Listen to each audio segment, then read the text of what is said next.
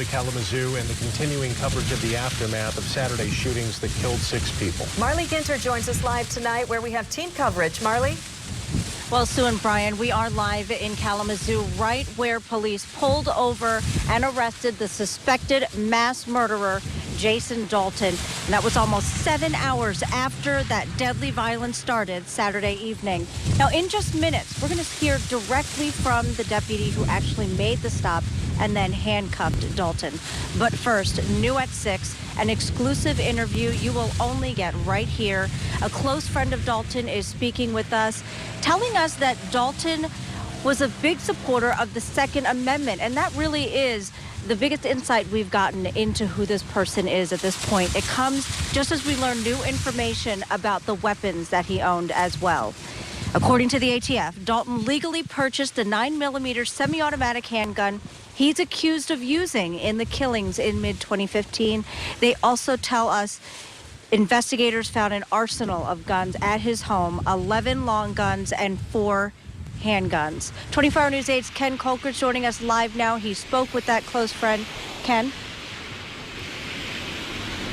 Now, Marley, his longtime friend described Jason Dalton as a gun enthusiast, but not a quote-unquote gun nut, a man who feared recent mass shootings would lead to gun control. He's a gun enthusiast, too. You know, he's always been, pro-Second Amendment, that sort of. He didn't want to be identified, but says he's been friends with Dalton for 14 years and last talked to him on Friday by phone, the day before the rampage. His friend said Dalton showed no signs of snapping, but now he wonders if he had become paranoid.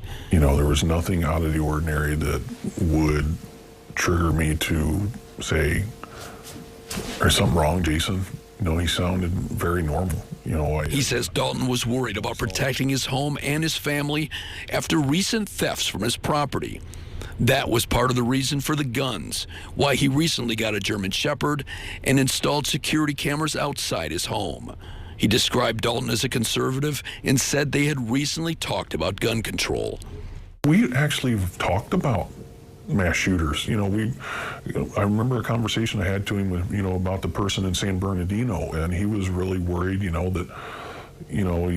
that the government is going to crack down and take guns away and that sort of stuff. And he was really worried about, mass shooters. So he was worried about mass shooters, then he became one. Yeah, and that's what makes no sense to me. I can't wrap my head around why this happened. Now, he says he's struck by the irony that Dalton, whose fear that mass shootings could lead to gun control, has now become part of that national conversation.